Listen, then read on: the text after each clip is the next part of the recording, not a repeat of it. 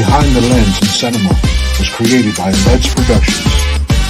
Find Behind the Lens in Cinema on Instagram and Facebook at Behind the Lens and Cinema.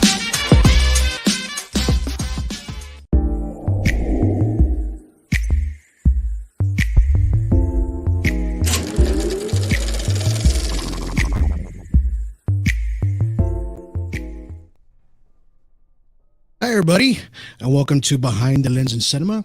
I'm your host, Donald Ledesma, and welcome to today's show. So today's going to be a really nice, interesting one. I got to meet a director here locally here in Corpus Christi, Texas.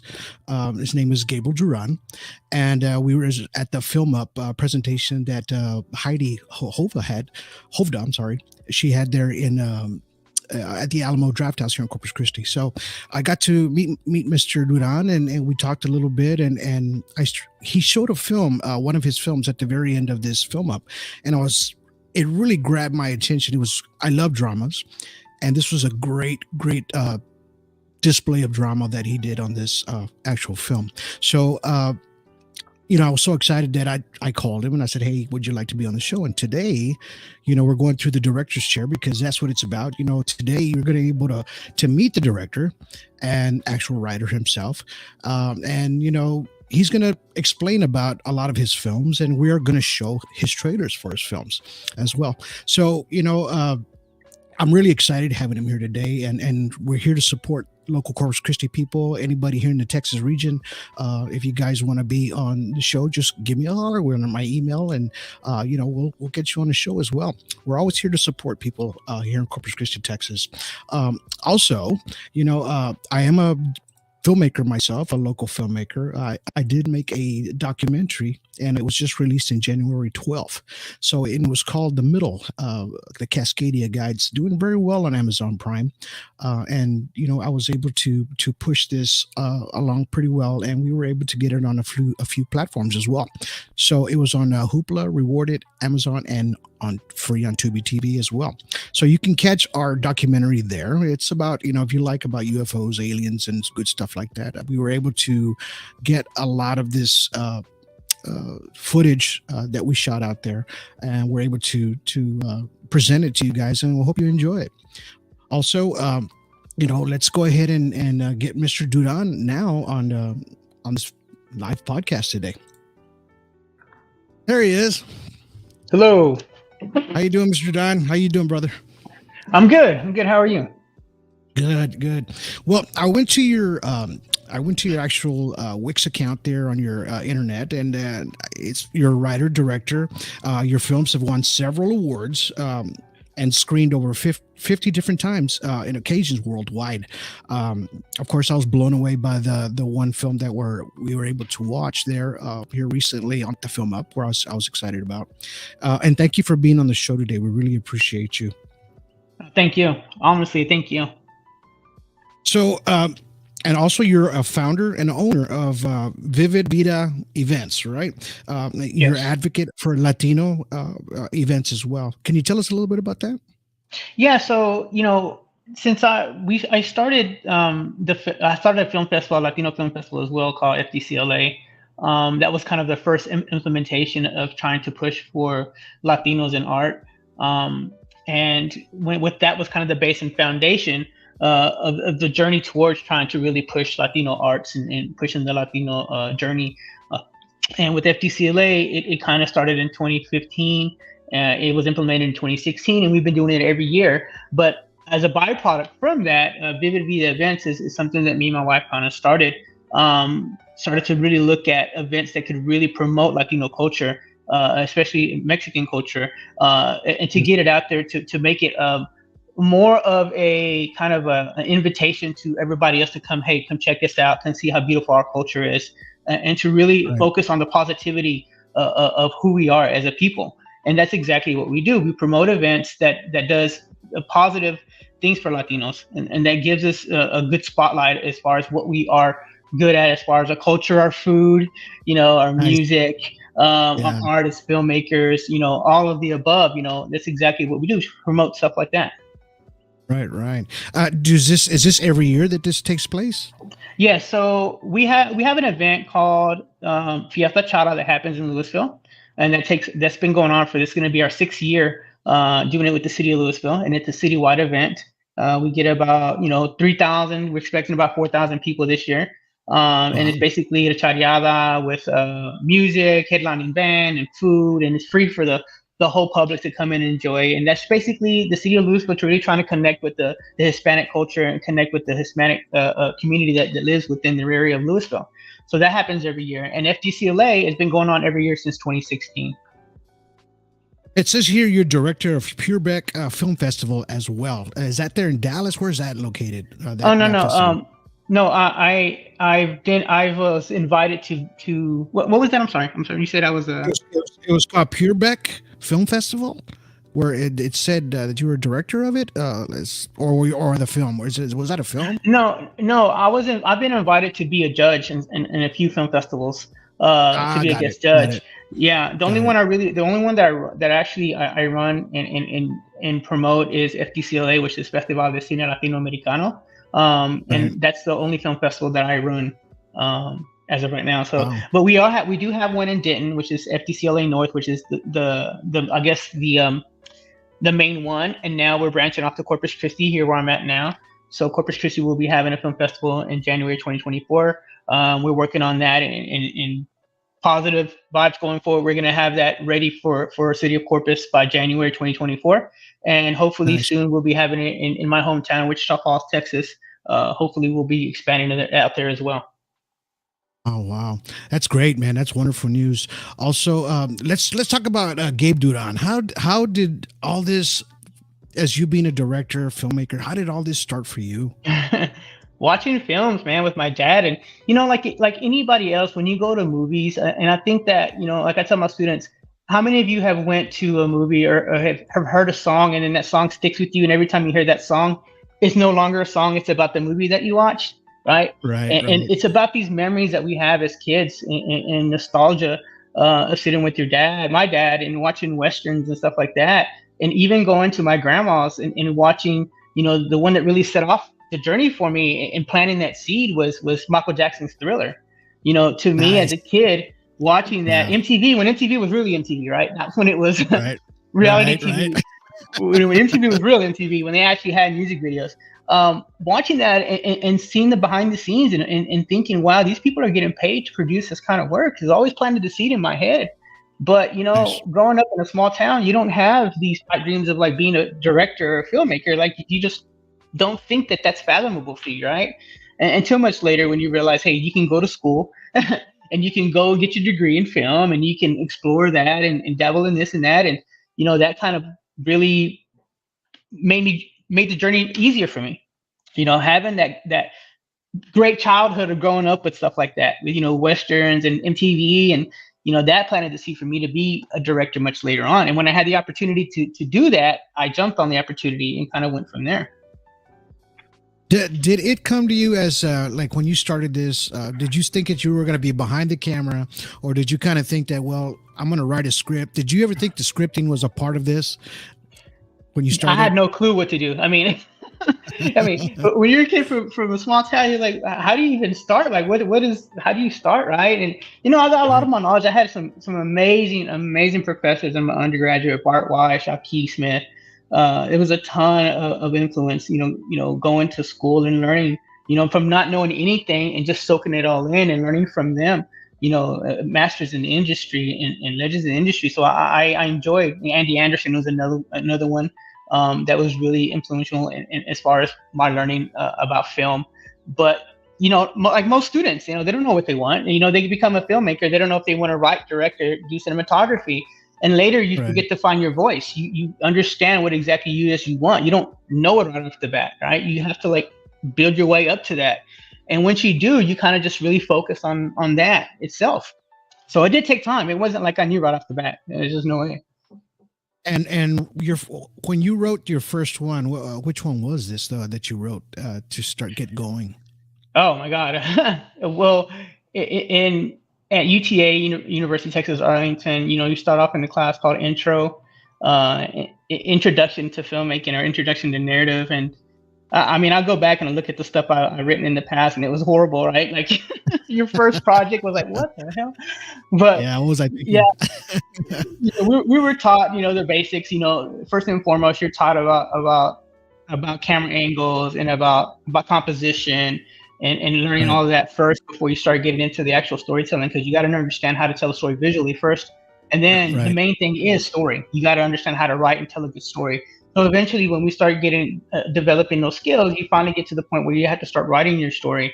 And then after you start writing your story, you start to realize what your idea is and what your voice is. And it takes a while. I mean, most filmmakers, it takes a while for you to understand what you want to say as a filmmaker, right? I mean, because Right. we can Right. shoot anything, but I mean, once you start Right. figure out what your niche is and what you want to say, that's when the films become better and better and better, because you're more connected with those films.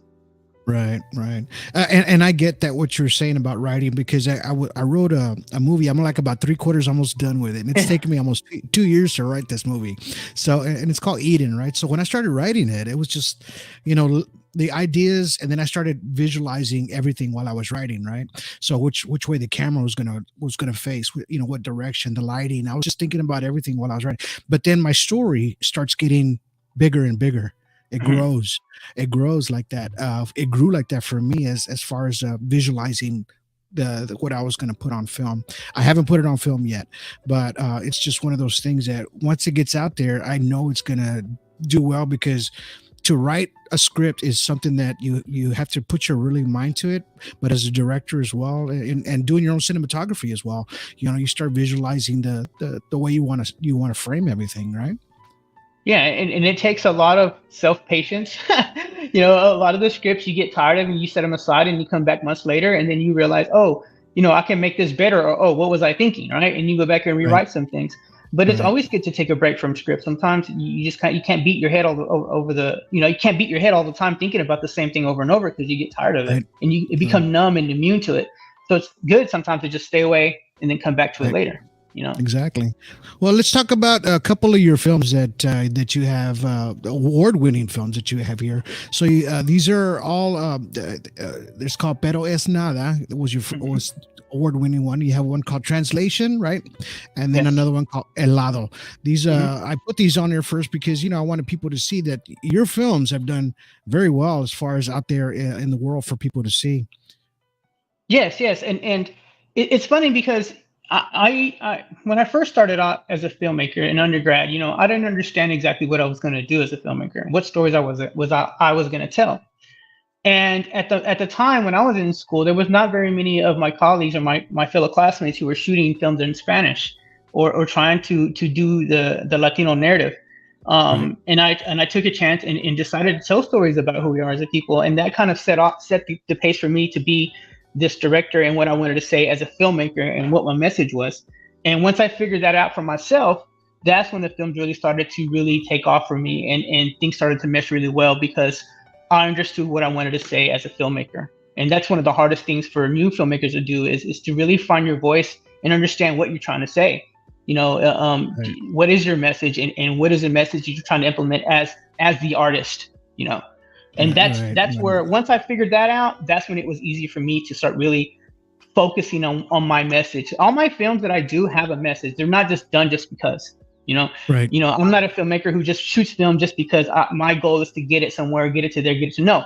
My film, I'm just as happy screening at the smallest festival in a small town versus the biggest festival in LA, right? Like, I am just as happy because, number one, people are watching your film. And that's exactly what it's for. Not to sit on the can, not to sit on the hard drive, just to watch your film and get your message. So that's exactly why I shoot films. And like I tell everybody, you can have the goal to be at South by or Cannes Film Festival, right? But I mean, the goal is for you to have people watch your content, Exactly. right? And to understand your content and to feel your content and to understand your message. Not now, sometimes it's not for everybody. Not everybody you're not going to be able to reach out to, but at least some of the people in the crowd will relate to what you're saying. Right. And that's the end goal. And they do have message. I mean, just by watching your trailers, and then saw that one film, it just blew me away the way you did it in such 20 minutes. How long was that film that you filmed there a couple weeks ago?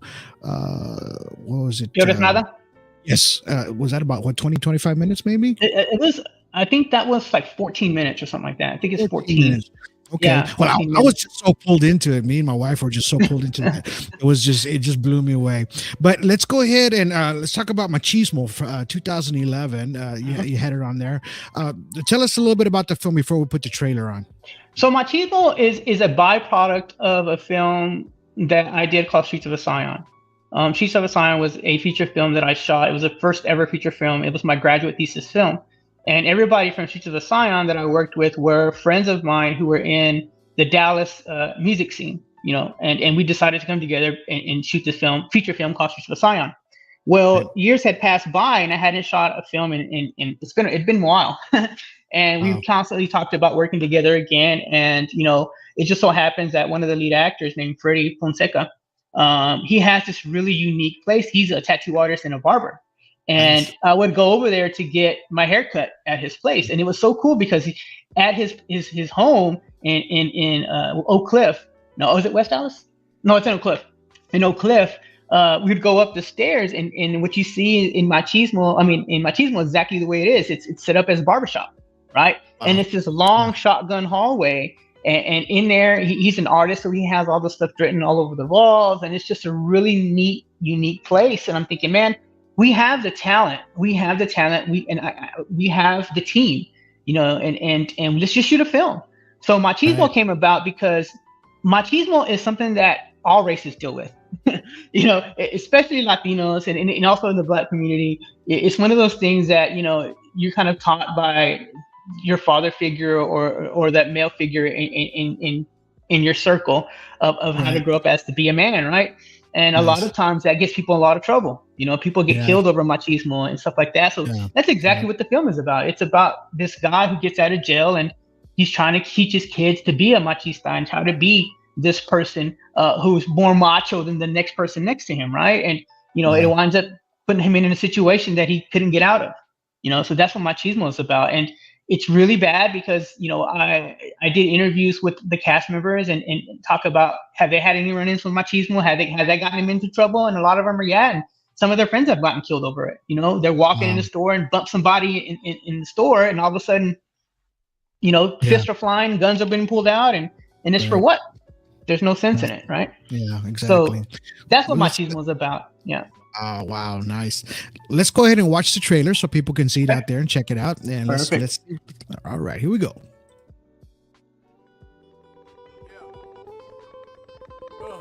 What's up, but y'all hear you? Zels to the G. Machismo. It's the badass right here, nigga. Let's do it. We all got machismo. Make you wanna burn the pistol. Yeah. I believe issues. Make a hand whistle. When it comes to the issues, you don't want these issues. We all got issues. Make you wanna burn your pistol. Yeah. I believe issues. Make a hand whistle. When it comes to the issues, you don't want these issues. We all got issues. Get out. Swollen stocking for real, like you untouchable, baby. Nice. I like the way that looked. It had that nice grainy look to it and everything. And really filming. Yeah. So, can people find these films out there? That film? It's funny because a lot of the film, even the one that you've seen, I shot that, man. It's been a long time. It's just funny. Those films are still being in the festival circuit right now. They're still relevant. So, my film, and I tell my actors and my crew, that, the films that I'm going to do are going to continue to screen and continue to have your name out there and continue to show your face. I'm not going to let them sit on the hard drive. I'm not going to retire them because if they're so relevant today, why not? Right. Exactly. And my films are only as good as the people who help me with it, and I want to say that that's 100% positive. You saw that name BMC, Vicente Moctezuma is a huge person that helps out with a lot of things. When it comes to film and there's my team in Dallas, and when we get together we actually do things, right? And I have Pablo Esparza and Melinda Chavarria. These people are huge support of what we do, and when I say, hey, let's shoot a film, we come together, we do the damn thing, and that's just the best way to have a team behind you, right? And if you have a team behind you, you produce good work. You got to have that team that believes in you and believes in your work first and foremost. Exactly. Let's talk about this other film called La Otra Cara. That was in 2013. Yeah, 2013, 2014. Yes. Let's talk about this one. So La Otra Cara, that was that film I've been wanting to shoot forever and ever and ever and ever. And I've tried to shoot it two times actually. And every time I try to shoot it, something happens. La Otra Cara was a film that I feel is one of my best scripts I've ever written. We were able to shoot the prequel to it to raise funds for the film. And this was back when I was in grad school. And we did raise about, I'm not sure, I think it was maybe about $5,000. And back then it was a lot of money for a short film. Like it was a ton. And we had been rehearsing for that film for several months, literally for several months, rehearsing. And it wasn't just, camera rehearsal. It was actually rehearsal with actors, because there's certain scenes in that film that were very, very, very hard to do. And it took a lot of acting and a lot of skill to pull this stuff off. And the night before, literally the night before we were about to shoot this film, I get a call by the producer and say, "Hey, we have a huge issue. Our lead actress had to go into heart surgery immediately that night." So I lost all the money for the film. I lost the deposit. I lost a lot of stuff because it was literally the night, like hours before we were supposed to shoot. So, all that was put back in the back burner. And then in 2020, Vicente and I, we tried to produce. We were actually going to shoot this film with some students here at TAM-UCC. We're actually going to do a collaboration with TAM-UCC where I taught the class and students were going to jump on board and help shoot this film. And we were going to shoot part of it in Texas and the rest of Mexico. So we were going to actually do both sides of the border and actually shoot that. But of course, you know what came in 2020? COVID. COVID came. Exactly. So COVID came, put the end to that, and it's been sitting ever since. But I've been sending the script out, and it's been winning every festival that I send it out. It's won. So I'm excited, and hopefully one day I'll be able to shoot this film. It's been jinxed since, but hopefully one day I'll be able to shoot this film. But it's a international thing where I want to shoot it in Mexico, and I want to shoot part of it here in Texas, and hopefully one day I'll be able to cross that path and really. Be able to do that. Nice. I'm sure you will. I'm sure you will, brother. I hope so, man. Let's go ahead and watch the trailer for this one, okay? Okay. La Otra Cara. Here we go.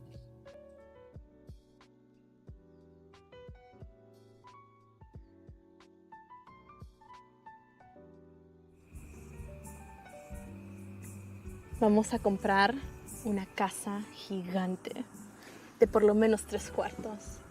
El primer cuarto va a ser para nosotros, el segundo para el bebé y pues podemos hacer cualquier cosa con el tercero.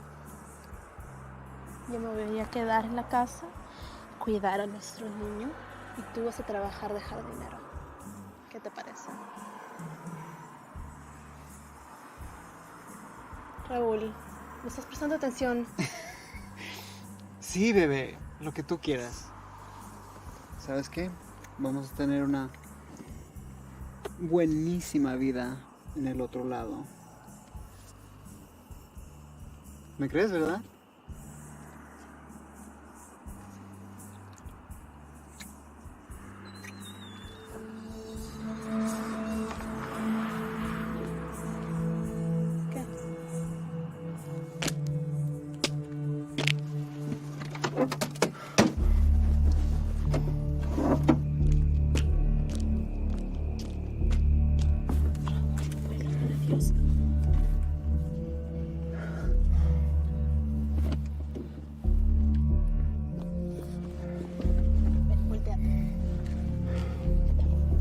Puedes hacer esto, ¿ok? Tú puedes hacer esto. Tú puedes hacerlo. Vamos. Dale. Dale, Raúl, que se va a ir. ¡Apúrate!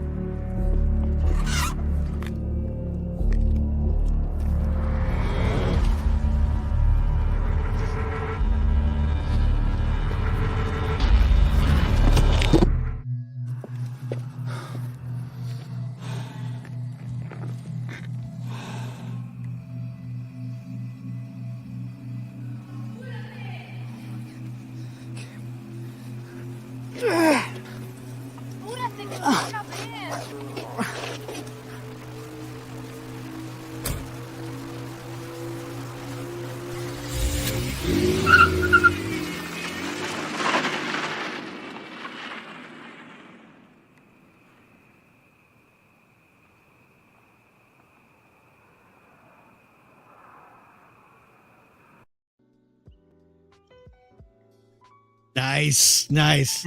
I like the way that one was done, man. Just the angles, both the angles of everyone. It's just you're showing the emotion, everything in that one. Man, that was beautiful. So that's the one that you want to make into a feature film, correct?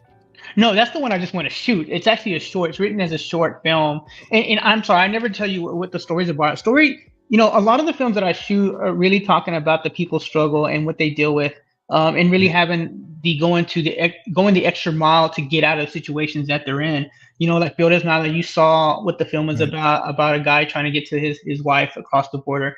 And this is kind of almost the same thing, where the woman that's in the film is actually going to extremities trying to sneak her way out of Mexico by duping her boyfriend to kidnap somebody to actually have ransom money so they can cross the border. The boyfriend winds up kidnapping his own uncle, who's a narco hitman. So and then she's pregnant, right? So she's trying to deal with the situation, and it gets out of hand, and it's the whole dialogue of what people are going through and the extremities that they have to get through to get away from what they're living in, the situation that they're living in. Yeah, it's just the realism of what happens to people today, of what people go through. It's just people don't realize that this stuff happens for real. That's the biggest things I get, after films. It's like, does that really happen? Like, people don't, and that's the reason why I make films, because if you don't educate yourself, and if you're not showing these type of films, people are not understanding what's really happening in the world, because you're only getting your stuff by the news, and they're only pinpointing certain things. Exactly. So the films that I try to do are really opening the eyes for a lot of people, and that's exactly what film's for. Let's talk about Pero Es Nada, this last film. I mean, the film that I saw here recently, the one that I was excited about. Let's talk about this one. When was this shot, and how long ago was this done? So Peor es Nada, it's funny. Peor es Nada is kind of the implementation of La Otra Cara. La Otra Cara was canceled, right? Oh, okay. It was canceled. So at the time I had to do something and turn something in. So what came about that is Peor es Nada. So La Otra Cara was canceled. Peor es Nada had to come out from that. So I had to really get together, scramble, and write the story really quickly and put together that film. So we basically did that whole film all in one night. Basically, it went from started getting dark all the way up into the morning, where it actually was the morning, and we finished the whole film in one night.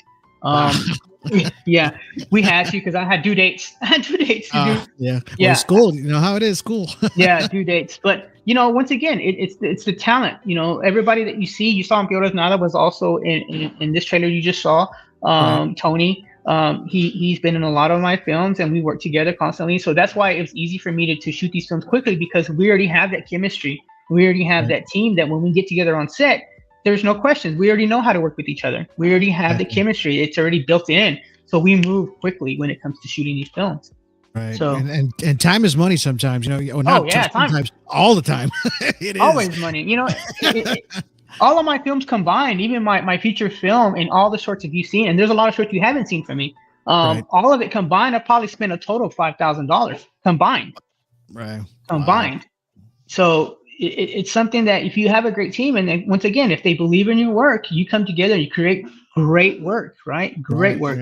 Yeah, and it's like magic, like you said, you having a great team, great people that stand behind you and know your vision and know what's to put on film, right? So let's go ahead and watch this trailer, Pero Es Nada. I mean, I'm sorry, Peor es Nada. I'm saying it wrong. I don't know why I say it wrong. Peor es Nada. Yeah. Okay, here we go. Era su cumpleaños cuando cruzó.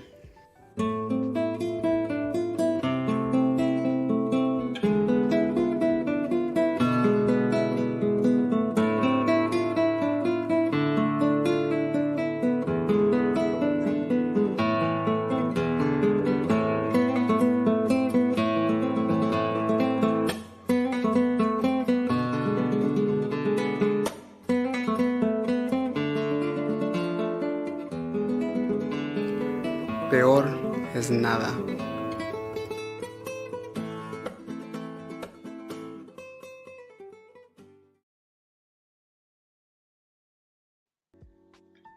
Wow, nice.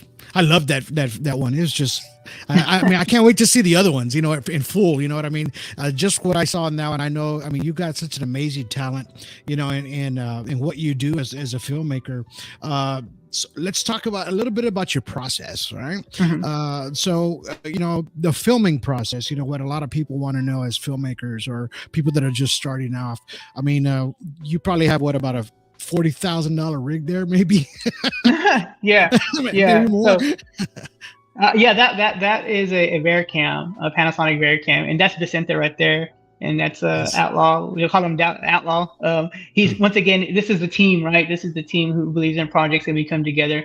But yeah, it was what happened that when I shot this film, Machismo. This is on the set of Machismo.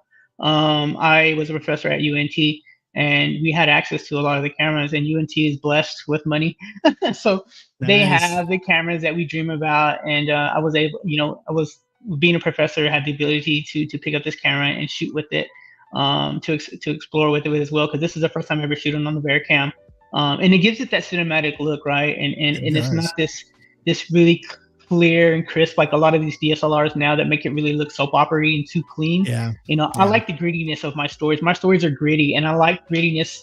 I like it to feel numb and gritty and desaturated, because that's the mood and tone that my stories are. So a lot of my films are desaturated. They're not colorful. They're not popping, blues and reds. They're just desaturated and detoned, because the stories are that. They're just that. But that gives it a little bit more dramatic It does. kind of look to it, as well, so people can get. I mean, I remember going to the theater when I was a kid, just like you, and then we watched it on a big screen. That's how it looked. A lot of the films, they looked just like that. It just had that kind of like you said, desaturated look, not as much contrast, not as clear and crispy, you know what I mean, as they are now.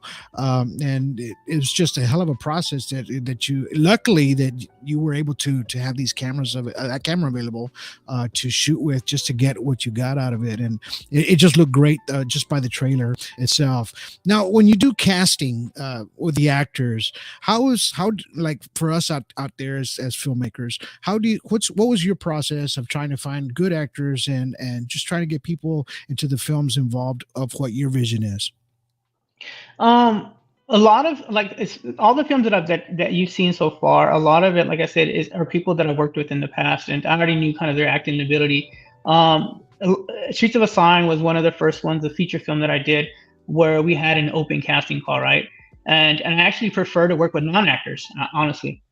Because in Streets of a Scion, everybody that was in that film, except for the exception of Pablo, who was the guy that you just saw in that trailer, the older man, amazing. I mean, Pablo is I have him in almost all my projects because I work so well with him, and he's such an amazing actor. Like, he is tremendous.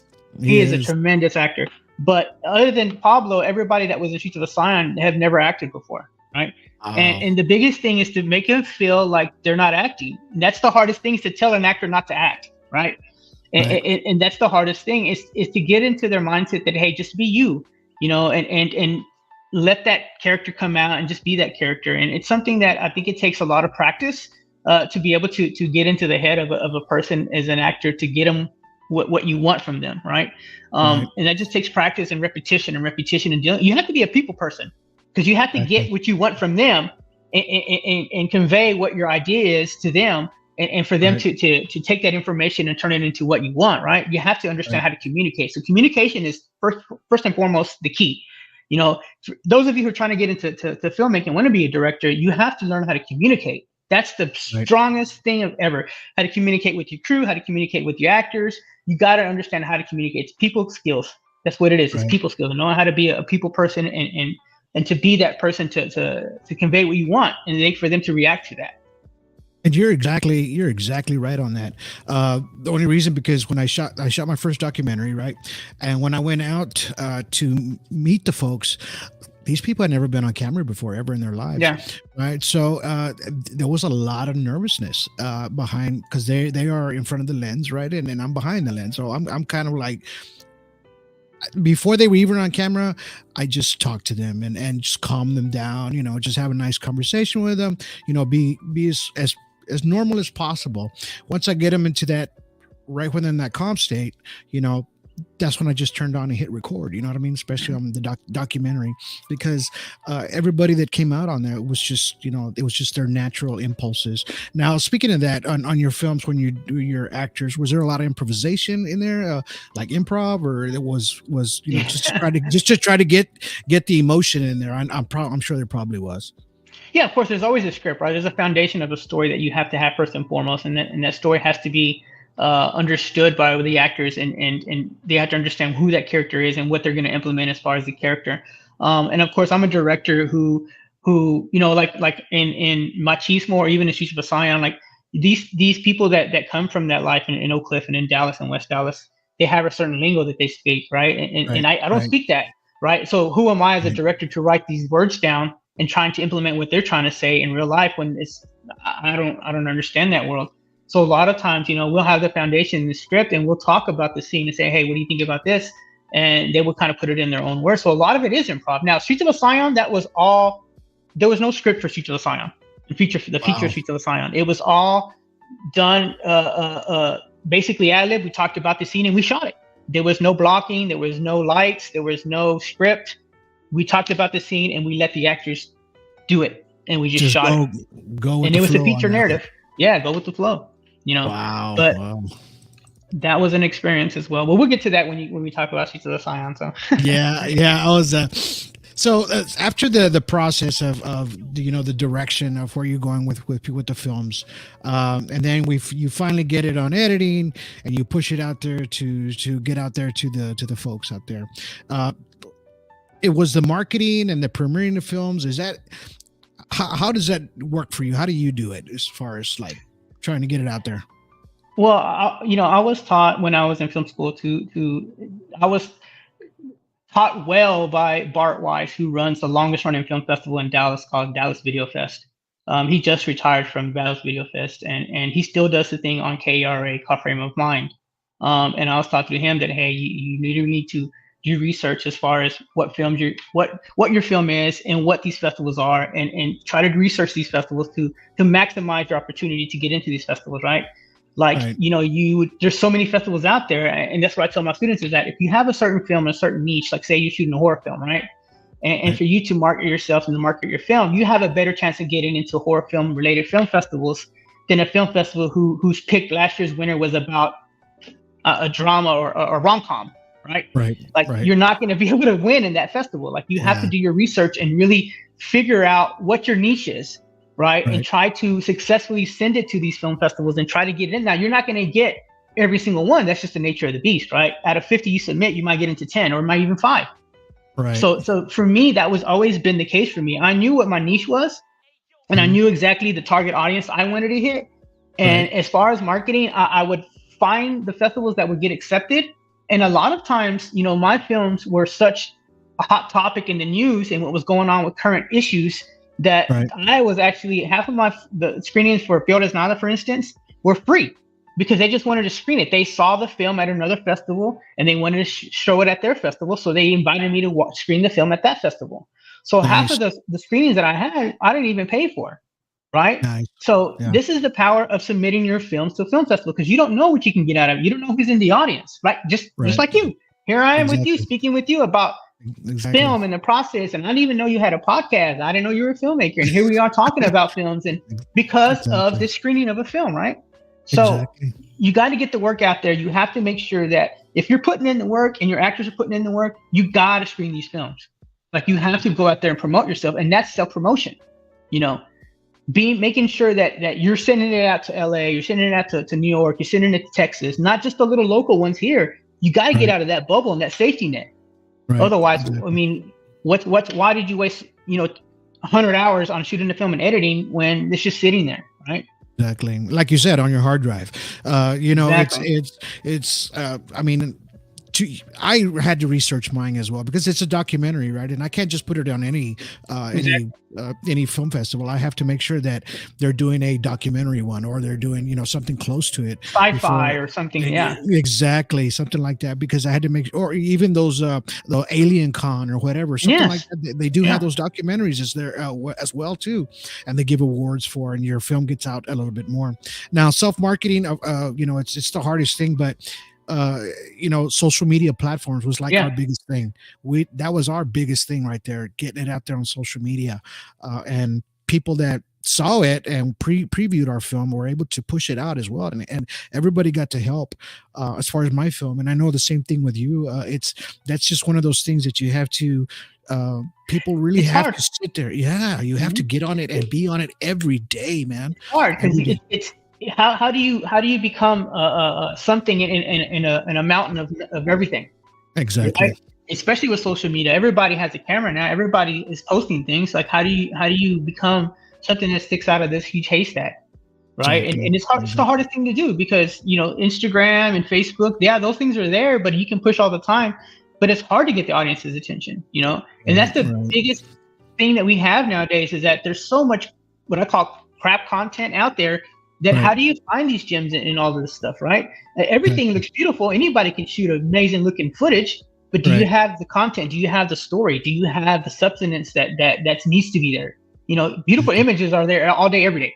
I mean, your cell phone shoots 8K, like it's going to shoot beautiful images, right? But can you tell a story? That's the whole point of it all. Can you tell the story?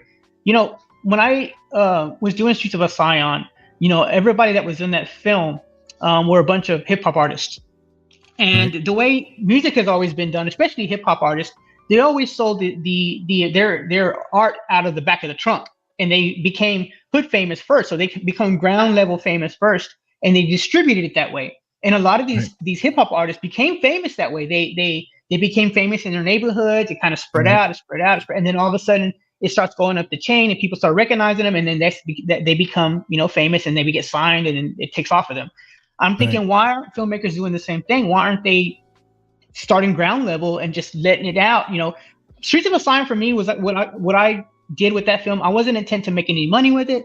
My intention was to release it to the world, let them copy it, bootleg it, get it out there. That's all I wanted, was the film to be seen. I didn't care if it got distributed. I didn't care if I was not accepted in the film festivals. All I wanted was for it to get into Dallas and let it spread like a virus and let everybody have it. That's all I wanted. Yeah, and look at the amazing results just on your poster. Look how many awards you have there, man. Just by people watching it, because like you said, if it would have been stuck in your hard drive, waiting, nobody would have ever seen it. You would never saw these awards come through as well, and just by what you're saying is, remember back in the day, we, like you said, in the 80s or MTV, whatever, we could only count like maybe 20 bands that were the top bands. Now you go on the radio, you got 10,000 of them, what I mean? Yeah. SoundCloud is another thing, Oh my God. So, you're competing with all these things, but sometimes you can, like you say, you can get a gem out of one just by listening and looking, because you have to go through a lot of content, just like editors, we sit there for 200 hours, watching the same thing 300 times, before we make it a good thing. Let's go ahead and watch the trailer for this Streets of Scion, so people can know what we're talking about here. Okay, here we go.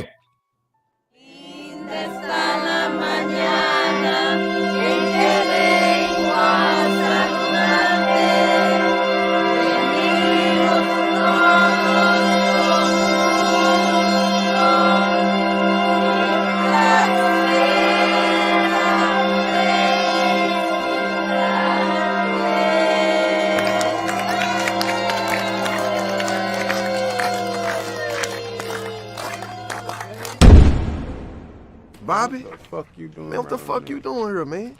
No, you don't supposed to be around here. Young Booty.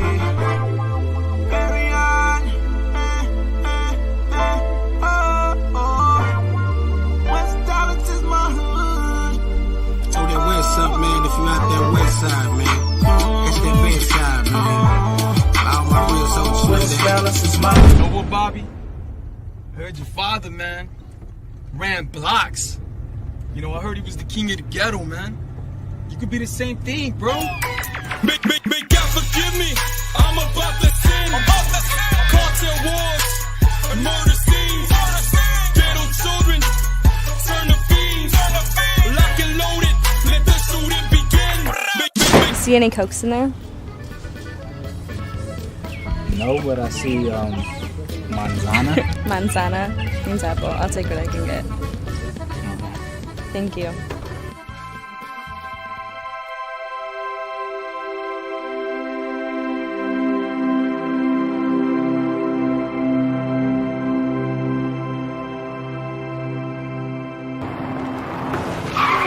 Fuck, man, what the fuck happened?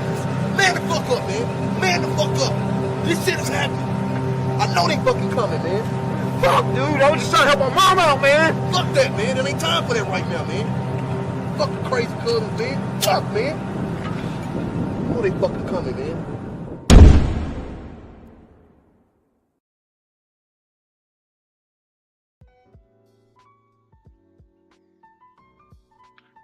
Wow. That is powerful, brother. That is Thank you. powerful. That is powerful. I need to watch this film whenever I have a chance. I want to see this. Actually, we're going to be re-releasing it. It's going to be 10 years in a couple of years. So I'm actually going back and re-editing everything and doing a lot of stuff over again. Because when we released it, it was a rush job and we had to get it done for a film festival. And it wasn't exactly what I wanted it to be. So we're going to go back and we're going to piece it together and re-release the film for a 10-year anniversary when we shot this film. So I'm really excited about that and getting it out there again once more time. But this time we're going to be doing it in a theater and releasing it out there. So in Dallas. I noticed that a lot of people in that film up, that once they saw their film up on big screen, that it looked different. They said it looked different up on the big screen. In other words, whether their editing had to be they had to light it up a little bit or darken it a little bit, or the sound was a little off. I think that's the best time for you to actually try it out, just to see what it looks like you're just talking about, re-editing and redoing things to kind of fix those little spots that you missed. Yeah, it's a when you're shooting a film, you can edit all day on a computer and a laptop, and you have headphones on, and it's not the same as projected in on a projector. And projectors are all different. I mean, you can show it in one theater and show it in a different theater. They're all going to look different. It's just how the projector is set up and so on and so forth. But it's really important to really make sure that you are able to maybe have like the screening, like film up, like Hadi does, to see what you need to adjust and what you need to change, because it is a completely different ballgame when you show it on the big screen. Like, it is completely different. The edit, the pacing, the sound, everything is kind of like has to be thought about once you see it that first time on the big screen. Exactly. So you have this other one called FLOR. Tell us a little bit about that before we show this last clip. Okay, so FLOR is, once again, I teach at TAM-UCC, and I had the opportunity to teach a class in the summer, which gives me the ability to film my own film and use students on set, working alongside professionals in the industry. So I called up some friends from Dallas who work in the industry, and of course, students signed up for this class. So in the summer, it was a collaboration of professionals and students to shoot this film called FLOR. And it was the first time I ever shot it in Corpus Christi for me. So it took a lot of time to find the resources, to find the locations, to find what we needed to get the film going. And I brought, Pablo, and Melinda was another key factor in it, and in my life. And I had a student, her name is Megan Japson, who did an excellent job on her advanced film that I brought her advanced film as a producer. I brought her onto my film as a producer as well. So she was a huge part of getting this film implemented.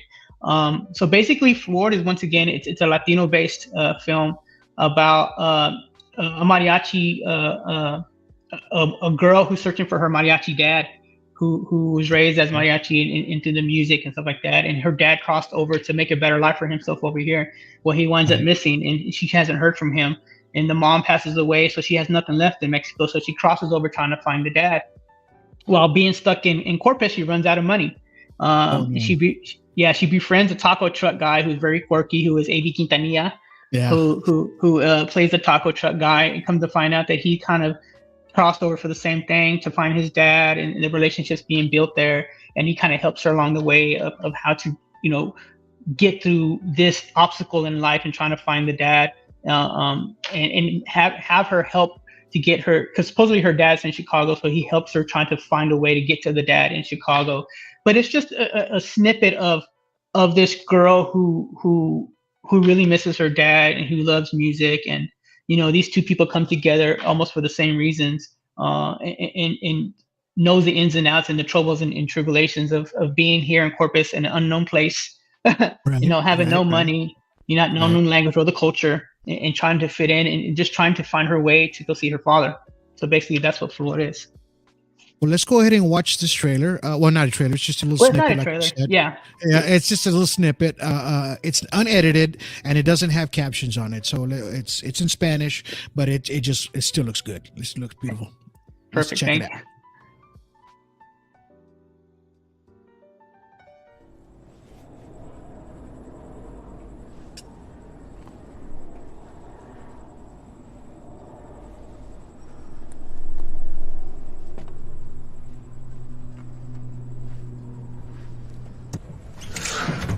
Hello, welcome, how are you? Bienvenidos a Fresco, donde los tacos siempre están frescos. ¿En qué te puedo ayudar?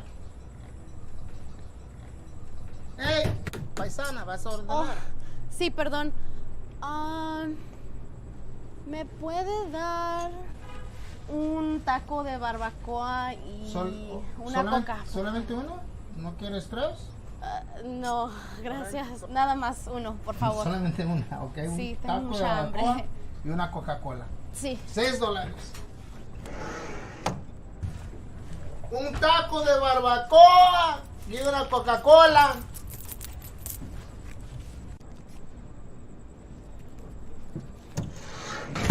Son $6, amigo. Gracias. Aquí te va tu taco de barbacoa. Y no teníamos Coca-Colas normales, teníamos una de dieta. ¿Está bien? Sí, está bien. Está bien. Gracias. Gracias a ti. ¿Se te olvidó algo? Oh, No seas mala onda. sí, perdón, claro.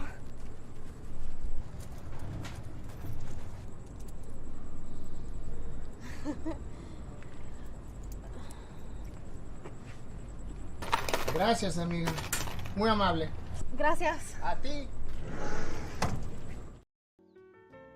Wow. What great acting. And they did a great job, you know. And I was wondering why. I mean, when I previewed this earlier, I was thinking, why is she holding the change? You know what I mean? But you already told us the story why she's holding on to that change. It was kind of hard for her to let it go.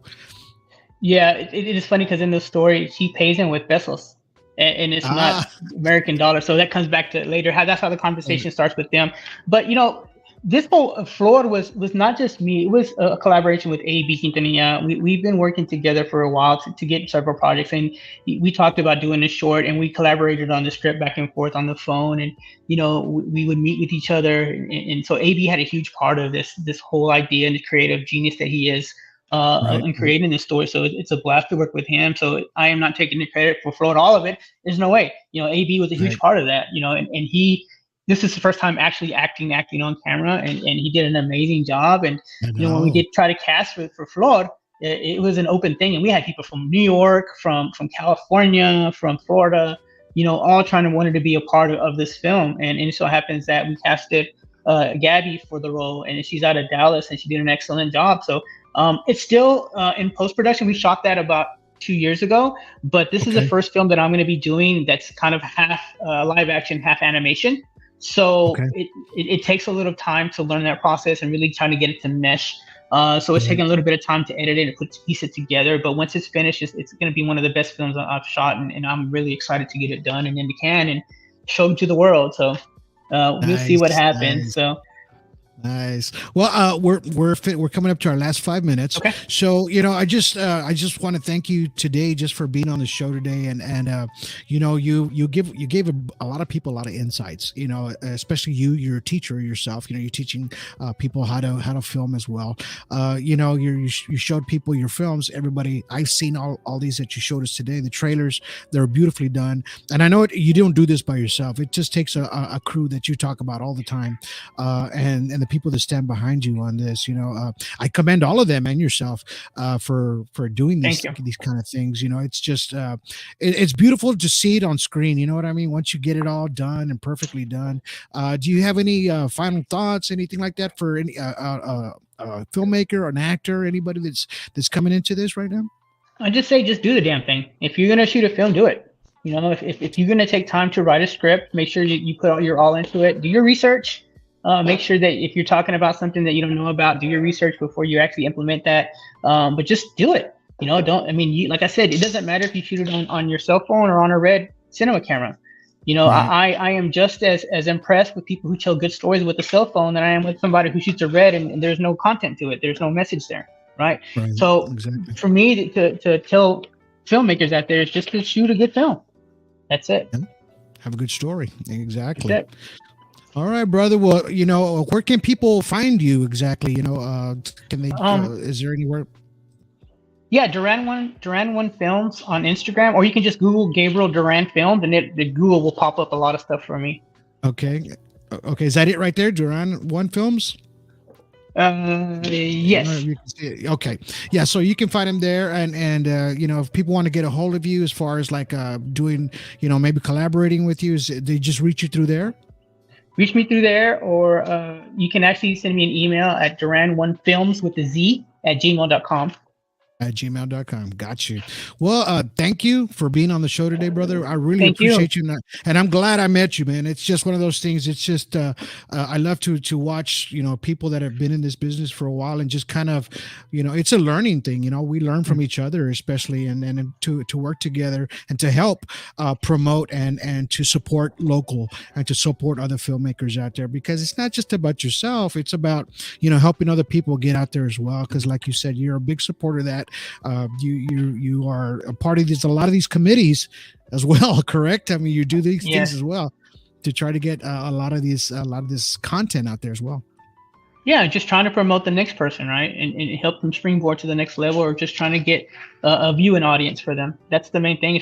Sometimes that's all they want. It's just somebody to watch your stuff, right? Right. And we can help with that. Definitely, if we're in a position to help, we should help.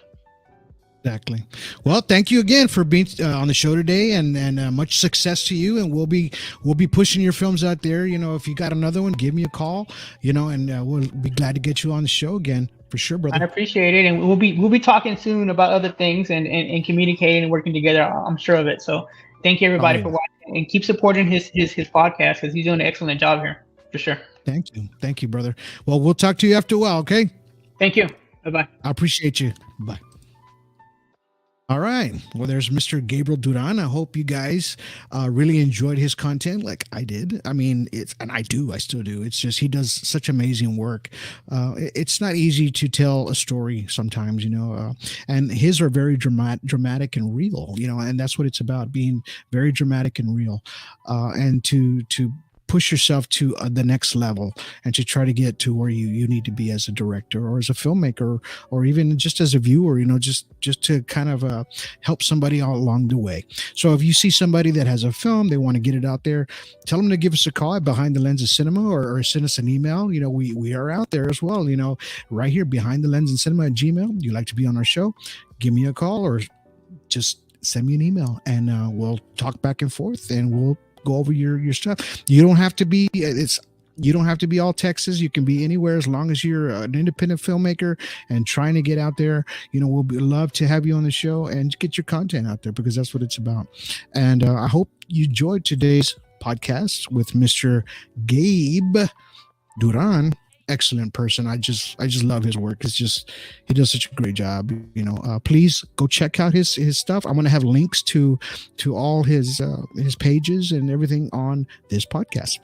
So if you guys have a chance, go get yourself a ticket, go to the movies, get yourself a box of popcorn, sit down, relax, enjoy the content. Until then, you guys have yourselves a nice 1, 2, 3. Behind the Lens in Cinema was created by LEDZ Production.